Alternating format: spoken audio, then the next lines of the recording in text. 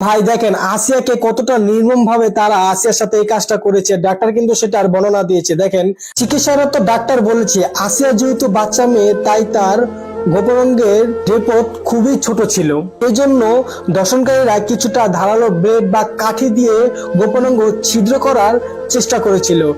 সেই ছিদ্রটা ছিল আনুমানিক 5 সেন্টিমিটার গভীর। তারপর গোপনাঙ্গের একদম ভেতর দিকে অনেকগুলো পেচ করা হয় এবং সেটা করা হয় একদম সূক্ষ্মভাবে, অনেকটা সময় নিয়ে।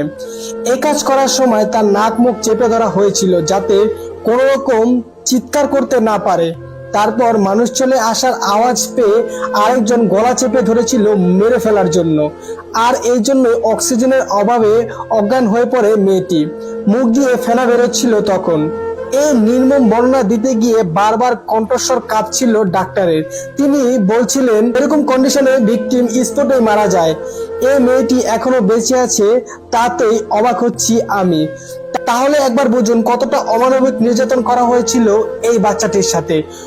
যারা যারা এই আসিয়া ধর্ষণের বিচার চান তারা কিন্তু অবশ্যই ভিডিওটি শেয়ার করে প্রচুর পরিমাণের প্রতিবাদ করবেন। যে যার জায়গা থেকে শেয়ার করবেন, তাহলে দেখবেন যে আমরা এই বাংলার মাটিতে একটি হলে ধর্ষণের বিচার পাবো, যাতে করে এই দর্শনকারীদের ফাঁসি হয়। কারণ এর আগেও আমরা কখনো কোনো দর্শনকারীর ফাঁসি দেখি নাই, এখনো আমরা দেখতেছি না। তাই আমরা চাই এবার যাতে এই দর্শনকারীদের ফাঁসি হয়।